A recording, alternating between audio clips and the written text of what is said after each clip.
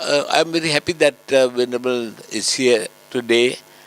A few days back, I met him in his residence, and the purpose of my going there and asking him what was happening was that the Bodu Bala Sena has an image that has been created mainly by YouTube, that anything that is done by the Buddhist monks in Sri Lanka, especially when things do not look peaceful, they are engineered, organized, and promoted by Bodu Bala Sena. I asked the Venerable for explanation for each one that I have seen in YouTube, and he very honestly explained to me that his organization, which is Bodu Bala Sena, has not been behind any of those activities. And this must be made very clear, and I am here taking the opportunity to let people in the Buddhist community internationally to know that while certain things did happen and certain monks had been in the forefront of such activities, Bodu Bala Sena has not been the promoter of anything that is not acceptable in a peaceful society. I am of opinion that the issues that are raised by Bodu Bala Sena need to be examined as peacefully with a decent dissent as well as a decent dialogue with all organizations that are involved in it. One of the most important things that I think we have to bear in mind is that the Buddhist community of Sri Lanka feel that there are certain aspects of their lives which need to be protected or which needs to be brought to the attention of the people so that they change their ways of living and continue to preserve the country's great service that have been rendered for over 23 centuries for the promotion of Buddhism. In London, I made a reference to the fact that if Sri Lanka did not preserve Buddhism the way it preserved along with the Pali canon, the historical Buddha would have been completely forgotten, or he would be in the background, because the Mahayana Buddhist traditions have played Amitabha Buddha and the Dhyana Buddhas and others as more important than the historical Buddha. So this is a thing that we need to preserve, and this is our contribution to the whole world. And I think that for us to continue our world mission, we have to get our Buddhist population here organized with education, with information, so that they will be able to give the message to the people in the proper way.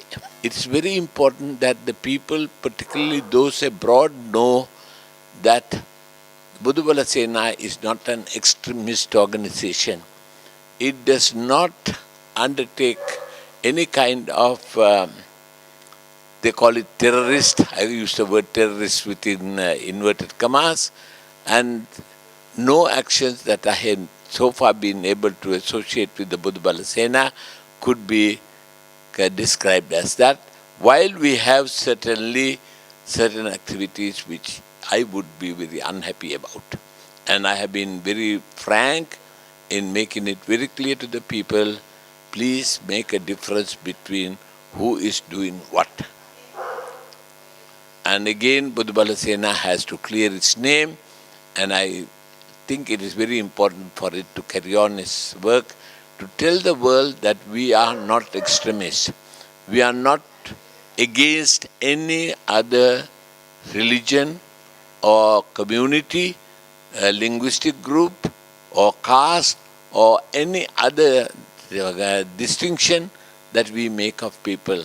That the Bodu Bala Sena is, in the words of Anagarika Dharmapala, Bodu Bala Sena is like a family in which one of the children is ill.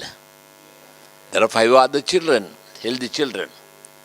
And the attention of the parents, whether it is by way of time, by way of additional food, medication, and whatever other comforts that this child needs, will be given to that child.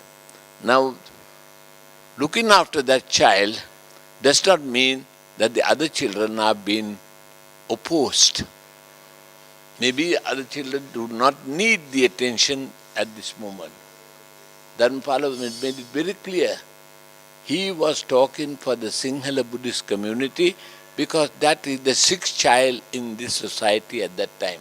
Venerable Sir, I am very pleased that your ideas that you have discussed with me are so generous, so lofty, and so compassionate that you do not think that our issues are to be solved through violence. You believe, or through any form of action which is not peaceful. You believe, and you have made me very clear to me, that you would like you to use education, communication, consultation, and discussion as means with those who have problems with us and get them to understand our way and make a big change in the way. And I recommend that approach because we Buddhists must always do things that are in relation to Buddha's own teachings. Compassion, loving kindness, the sympathetic joy, equality. These are what govern us. To us, all human beings are the same. To us, all religions have to be seen with intellectually to understand what the differences are, but recognize that each religion has a place in this society because there are people who find solace or to whom their problems are explained or made clear in that particular religion. So Buddhism has this great advantage.